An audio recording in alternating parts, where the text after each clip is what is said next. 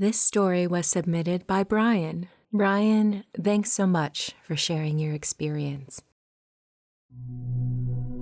My first real experience with ghosts would have been in my early childhood home in St. Louis Park, Minnesota, in the years around 1973 through 1979.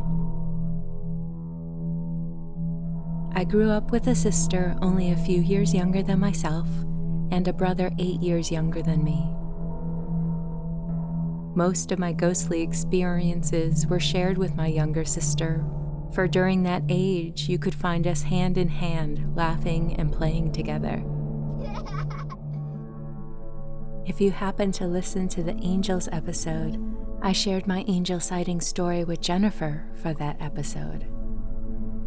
Now, as young children before attending school in the cold great north of Minnesota, we spent the majority of our winters indoors. As small children, the house was a palace of adventure, so no corner was undiscovered. At the time, my sister and I shared a room, which in this house was the finished attic space. I'm sure you can picture it. Slanted ceilings, small odd-shaped closets that within them had smaller doors that led to empty rafter spaces. Now, our bedroom for the most part felt safe during the day, but the real activity, for whatever reason, didn't really happen until bedtime. Small, strange things. When it was time for bed, our parents would march us up the stairs in a fun but orderly fashion and tuck us into bed for the night.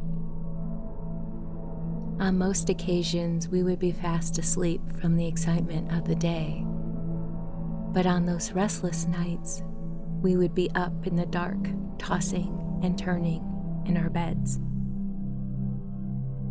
On one of those restless nights, I was lying in my bed facing the stairs. Next to my bed sat an old wooden trunk, the type with a domed, arched top.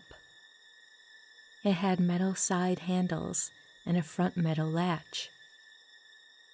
This old trunk was my toy box. That night, I was probably thinking about what toys were in there that I could play with, when all of a sudden, the side handles began to knock. Slow at first, and then picking up speed. After a moment, I gained my courage and ran downstairs to tell my dad. I told him I'm no longer sleeping upstairs, that the toy trunk handles were moving all on their own. With a slight grumble and a huff, my dad declared it was nonsense and to go back to bed. He never believed in ghosts, and he wasn't about to start believing now. I said, no way. Finally, my dad agreed to take me upstairs and stay next to me until I fell asleep. These were satisfactory terms for me. We returned to my room.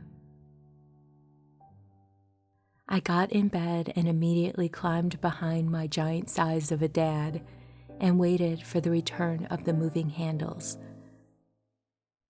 Sure enough, within a short time, the handles began to knock slowly at first, and then much faster. I quickly nudged my dad and asked in a whisper if he heard it. The next thing I knew, my dad was picking me up and carrying me down the stairs.